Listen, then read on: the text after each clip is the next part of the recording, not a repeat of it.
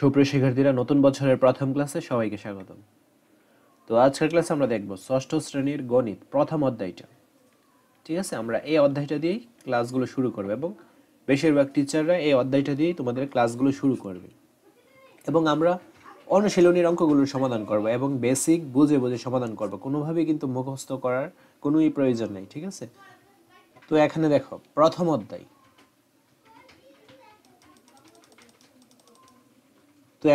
প্রথম অধ্যায় স্বাভাবিক সংখ্যা ও ভগ্নাংশ। এগুলো আপাতত পড়ার দরকার নেই। আমি অঙ্কগুলো করার সময়, অনুশীলনের অঙ্কগুলো করার সময় যে বেসিকগুলো আলোচনা করব, ওইগুলো করলে এইগুলো কভার হয়ে যাবে। ঠিক আছে, অনুশীলনী 1.1 নিচের সংখ্যাগুলো অঙ্কে লেখো। আমরা এগুলোই সমাধান করব। তার আগে আমাদের কিছু বেসিক জানতে হবে। তো বেসিকটা হলো, এখানে দেখো তোমরা খাতা এবং কলম নিয়ে বসে যাও। 0, 1, 2, 3, 4, 5, 6, 7, 8 এবং 9। এখানে দেখো 10টা অঙ্ক রয়েছে। এখন 1 থেকে 9 পর্যন্ত কয়টা অঙ্ক রয়েছে? 9টা অঙ্ক রয়েছে। 1 থেকে 9 পর্যন্ত এই 9টা অঙ্ককে সার্থক অঙ্ক বলে। খাতায় নোট করে নাও। 1 থেকে 9 পর্যন্ত এই 9টা অঙ্ককে কি বলে? সার্থক অঙ্ক। আর শূন্যকে বলা হয় পরার্থক অঙ্ক। ঠিক আছে, কেন পরার্থক অঙ্ক? কারণ এক এক থেকে 9 পর্যন্ত এই সংখ্যাগুলোর মধ্যে কোন একটা সংখ্যা যদি আমি চিন্তা করি, যেমন ধরো আমি 5কে চিন্তা করলাম, তখন 5-এর কিন্তু একটা ভ্যালু আমরা বুঝতে পারি। সেম এস আমরা যখন 8কে চিন্তা করব, তখন 8-এর কিন্তু একটা ভ্যালু আমরা বুঝতে পারবো। ঠিক আছে, তো যেহেতু ভ্যালু বা মান রয়েছে, এই কারণে এগুলো সার্থক অঙ্ক। আর শূন্য, আমরা যখন শূন্য কল্পনা করব, তখন শূন্যের কিন্তু কোনো ভ্যালু নেই। এই ক্ষেত্রে শূন্যটা হচ্ছে পরার্থক অঙ্ক। ঠিক আছে, তবে শূন্যটা যখন কোনো একটা সার্থক অঙ্কের পাশে বসবে, যেমন ধরো 1-এর পাশে শূন্যকে বসালাম, তখন এই যে 1 এবং 0 এর কিন্তু একটা ভ্যালু প্রকাশ করে বা এর একটা মান রয়েছে। ঠিক আছে, তো 0 কোনো একটা সার্থক অঙ্কের পাশে বসলেই কেবল এর মান প্রকাশ পায়। আশা করছি বুঝতে পেরেছো। তো এখন আমরা এই অঙ্কগুলো সলভ করব। ঠিক আছে, তার আগে আমাদের স্থানীয় মান সম্পর্কে ধারণা থাকতে হবে। তো এখানে দেখো, এই অঙ্কগুলো সলভ করার আগে একক, দশক, শতক, হাজার এগুলো লিখে নিব আমরা। একক, তারপর দশক, শতক, হাজার, অযুত, দেন লক্ষ, আর এখানে হবে কি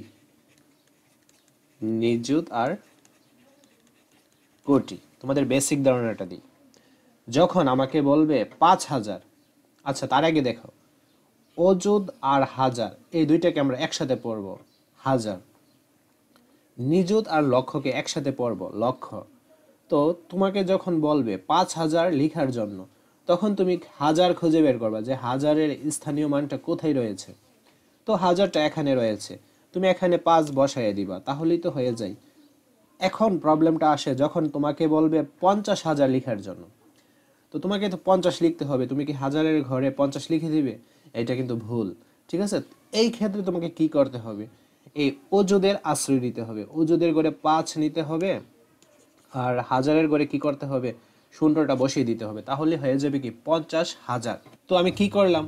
50,000 যখন লিখলাম, তখন অযুত আর হাজারকে একসাথে করলাম।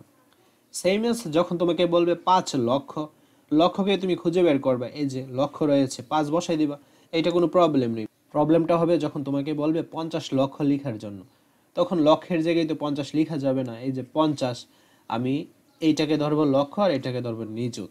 এই যে, তো একসাথে কি পড়া হচ্ছে? 50 লক্ষ। আমি কি নিযুত লক্ষ পড়তেছি? না। অযুত হাজার পড়তেছি? না। আমি পড়তেছি কি 50 লক্ষ, 50,000। আশা করছি তোমরা একেবারে ক্লিয়ার হয়ে গেছে। তারপরও কারো যদি প্রবলেম হয়, তাহলে আমরা এখন এই যে অঙ্কগুলো সমাধান করব, এই সমাধানগুলোর মাধ্যমে 100% ক্লিয়ার হয়ে যাবা। ঠিক আছে, অলরেডি আমরা অনলাইনে 2025 ব্যাচ স্টার্ট করেছি। যারা ব্যাচে এখনও সিটগুলো বুক করে ফেলো নাই, তারা অবশ্যই দ্রুত সিটগুলো বুক করে ফেলো, কারণ প্রথম 200 জনের জন্য রয়েছে স্পেশাল ডিসকাউন্ট। তো একের কতে 3টে অঙ্ক রয়েছে। প্রথম অঙ্কটা কি? 20,070 একে আমরা স্থাপন করব। আর আমরা একক, দশক, শতক, হাজার, অযুত, লক্ষ, নিযুত, কোটি, কোটি পর্যন্ত কিন্তু আমরা লিখে নিব। ক্লিয়ার? 20,070, 20, এখানে অঙ্ক কি রয়েছে? 20,000, আমরা 1020 এটা খুঁজে বের করবো। এই যে দেখো, হাজারটা এখানে রয়েছে, তো 20, এই যে 20, এটা কি একক, দশক বা দুইটা এখানে অঙ্ক রয়েছে বা সংখ্যা রয়েছে 20। তো আমরা কি করব এখন? আমরা অযুদের আশ্রয় নিব, কারণ যদি বলতো 2000, এই ক্ষেত্রে হাজারে করে 2 বসাই দিলে হয়তো। 20 বলছে, এই কারণে আমরা অযুদে 2 আর হাজারে 20 বসাবো। ক্লিয়ার? তারপর কি বলছে? 20,000 আমরা ভেঙে ভেঙে করব। 70, এই যে 70, 70-এর এই যে শূন্যটা, ডান পাশের শূন্যটা, এটা একক স্থান, আর এইটা কি 7টা দশক স্থান। তো দশকে আমরা 7 বসাবো, আর শূন্যটা যেহেতু এককে পড়েছে, শূন্যটা এককে বসাবো। এখন প্রশ্ন আসে, এই যে শতক, শতকের ঘরটা দেখো খালি রয়েছে, আমরা এই খালি ঘরগুলো বা খালি স্থানীয় মানগুলো শূন্য দিয়ে ফিল আপ করে দিব। এটা নিয়ম অঙ্কের। ডান দিকে যদি কোনো কিছু খালি থাকে, সেক্ষেত্রে আমরা শূন্য দিয়ে ফিল আপ করবো। আর বাম দিকে যদি খালি থাকে, এই যে দেখো বাম দিকে খালি রয়েছে, এক্ষেত্রে আমাদের শূন্য দিয়ে ফিল আপ করার কোনোই প্রয়োজন নাই। ঠিক আছে? দরকার নেই, কারণ বাম দিকে শূন্য দিয়ে ফিল আপ করলে আর কোনো ভ্যালু থাকে না। দরকার নেই, দিলেও চলে, না দিলেও চলে, তবে আমাদের কোনো প্রয়োজনই নেই। এক্ষেত্রে আমাদের যে সংখ্যাটা, এটা একটু বেস্টি টাইপের দেখতে লাগবে আর কি। তো আমরা শতকে আমাদের কি করতে হবে? শূন্য বসাতে হবে, তাহলেই তো হয়ে গেল 20,070। এখন এখানে যে আমি শূন্যটা বসালাম, একে তো আমাদের কি কারণে বসালাম, কেন বসালাম, এটা লিখতে হবে।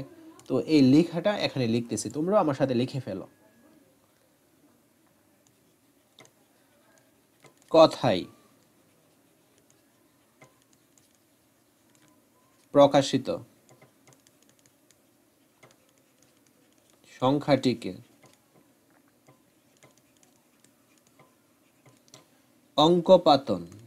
অঙ্কপাতনের পর দেখা যায়।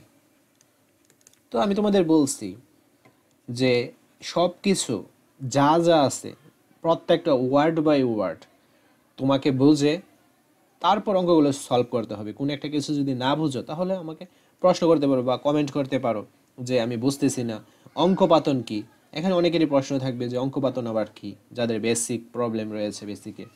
তো আমি তোমাদের বোঝাচ্ছি আবারও। দেখো, অঙ্কপাতন হচ্ছে যখন দুইটা অঙ্ক, এই যে যেমন ধরো 7, 7-এর পাশে আমি লিখলাম 5, তো এখানে এই যে দুইটা অঙ্ক পাশাপাশি বসে একটা সংখ্যা প্রকাশ করলো, তখন এটা কি হয়ে যায়? অঙ্কপাতন। আমরা এই যে অঙ্কগুলো পাশাপাশি লিখে একটা কমপ্লিট একটা সংখ্যা প্রকাশ করলাম, তো এটা কি হয়ে গেল? এইটা অঙ্কপাতন হয়ে গেল। আচ্ছা, আমি তোমাদের আবারও ক্লিয়ার করতেছি, যখন পাশাপাশি অনেকগুলো অঙ্ক বা দুইটা অঙ্ক, অনেকগুলো অঙ্ক ধরতে পারো, একসাথে বসে একটা সংখ্যা প্রকাশ করে, তখন সেটা অঙ্কপাতন। তো এখানে তো অঙ্কপাতনই হয়েছে। ঠিক আছে? তো এটাই, কথায় প্রকাশিত সংখ্যাটিকে অঙ্কপাতনের পর দেখা যায় যে, এই যে শতকের স্থানটা কিন্তু আমাদের খালি ছিল। ঠিক আছে? বা কোনো অঙ্ক কিন্তু আমরা বসাইছিলাম না। এটা আমরা এখন লিখব। শতকের স্থানটিতে কোনো অঙ্ক নেই। ক্লিয়ার? শতকের স্থানে শূন্য বসালে সংখ্যাটি পাওয়া যায়। সংখ্যাটি পাওয়া যায়।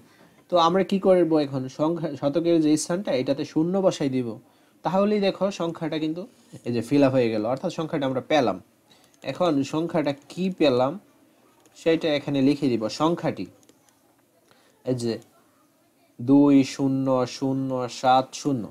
এখন এইটা দিলেও উত্তর হয়ে যায়, তবে আমরা স্ট্যান্ডার্ড নিয়মটা ফলো করব। আমরা কি করব? ডান দিকের 3টা সংখ্যার পর একটা কমা দিব, এই যে 1, 2, 3টা, এরপর থেকে 2টা সংখ্যার পর পর কমা হবে। ধরো কথার কথা এখানে রইল এই সংখ্যাগুলো, তো তখন আমরা কি করব? ডান দিকে 3টা সংখ্যার পর একটা কমা, দেন এরপর থেকে 2টা সংখ্যার পর একটা একটা করে কমা দিয়ে দিব। ক্লিয়ার? এই হলো উত্তরটা। ঠিক আছে, আশা করছি বুঝতে পেরেছো, একদম ক্লিয়ার হয়েছে।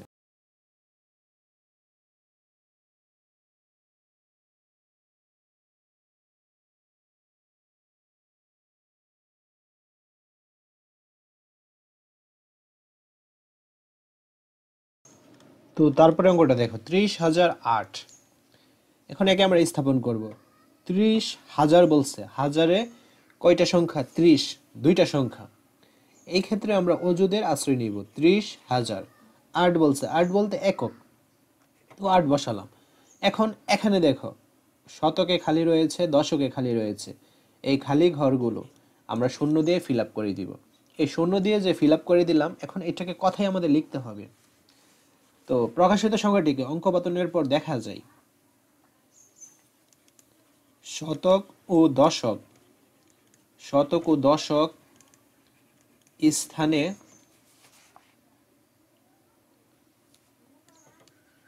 কোনো অঙ্ক নেই, কোনো অঙ্ক নেই।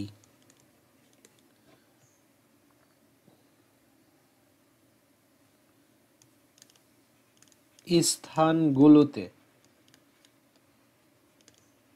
শূন্য বসালে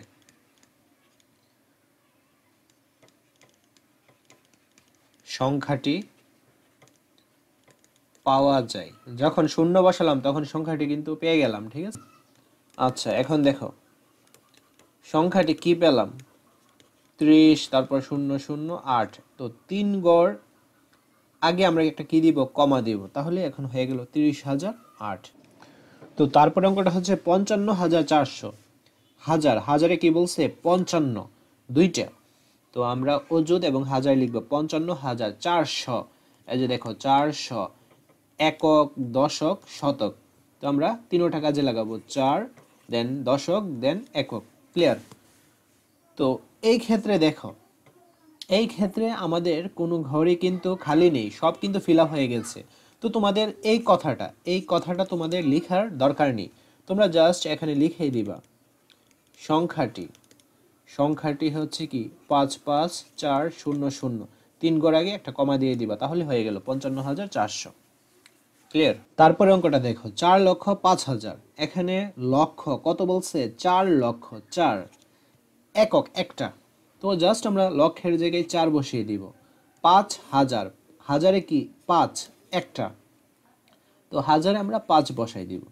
ঠিক আছে, এখন ঘটনাটা কি হইল, এখন এককে খালি, দশকে খালি, শতকে খালি, অযুতে খালি, সবগুলো খালি ঘর আমরা ফিল আপ করে দিলাম। এখন ফিল আপ যে করলাম শূন্য অঙ্কগুলো নিয়ে, আমাদের এখন এটা লিখে দিতে হবে। প্রকাশিত সংখ্যাটিকে অঙ্কপাতনের পর দেখা যায় অযুত, শতক, দশক এবং একক স্থানের কোনো অঙ্ক নেই, অঙ্ক নেই। স্থানগুলোতে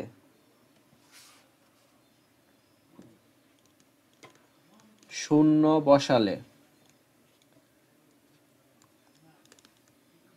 সংখ্যাটি পাওয়া যায়। শূন্য বসালে কি সংখ্যাটি পাওয়া যাবে। তো আমরা কিন্তু সংখ্যাটা পেয়ে গেলাম, এখানে লিখে দিবা সংখ্যাটি 405,000। এখন 3 গড় পর একটা কমা, এরপর থেকে 2 গড় পর একটা কমা দিয়ে দিবা। এই হয়ে গেল 4,05,000। ক্লিয়ার?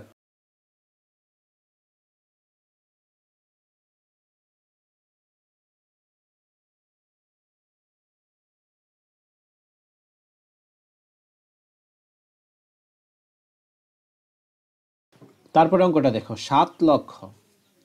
7 লক্ষ বলছে, আমরা লক্ষ খুঁজবো। এই যে লক্ষ, লক্ষের জায়গায় আমরা কি দিব, 7, জাস্ট একটা অঙ্ক।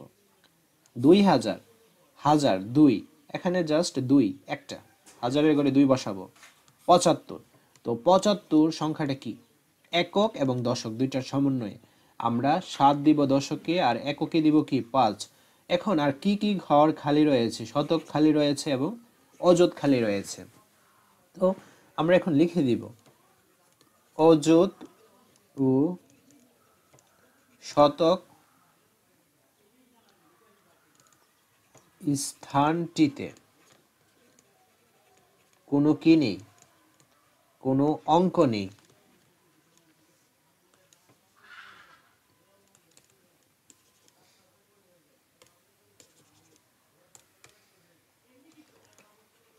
স্থানগুলোতে শূন্য বসালে, স্থানগুলোতে শূন্য বসালে সংখ্যাটি পাওয়া যায়। তো সংখ্যাটা কি পেলাম? সংখ্যাটি পেলাম হচ্ছে 70207৫। 3 ঘর আগে একটা কমা দিব, এরপর 2 ঘর পর থেকে একটা কমা দিব। ক্লিয়ার? তো কি হলো? 7,02,075। আশা করছি বুঝতে পেরেছ। আর যারা online batch 2025 English math combo প্যাকে এখনো ভর্তি হও নাই, তারা অবশ্যই ভর্তি হয়ে যাও, কারণ প্রথম 200 জনের জন্য রয়েছে স্পেশাল ডিসকাউন্ট।